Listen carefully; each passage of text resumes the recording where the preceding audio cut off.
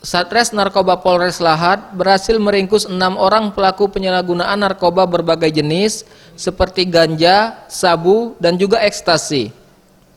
Keenam orang pelaku ini merupakan pengguna dan pemakai yang diamankan di dalam kota Lahat dan akan dijerat dengan pasal penyalahgunaan narkoba dengan ancaman hukuman minimal 4 tahun dan maksimal 20 tahun penjara.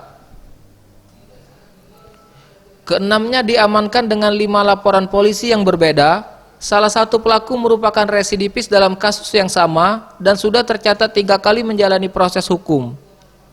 Hingga kini polisi masih mendalami pemasok barang haram tersebut hingga sampai ke tangan pelaku di kota Lahat ini.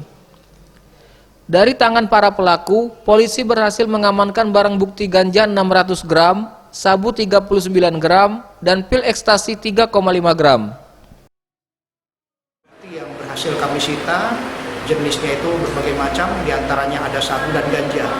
Untuk sabu sendiri kurang lebih hampir 50 gram. Untuk ancaman hukumannya minimal 4 tahun dan maksimal 20. Keenam pelaku penyalahgunaan narkoba ini diidentifikasi sebagai warga Lahat, masing-masing berinisial IH, YF, AS, EK, dan FZ. Keenamnya diamankan dalam kurun waktu 5 hari di lokasi berbeda. Tim Liputan, Sriwijaya TV.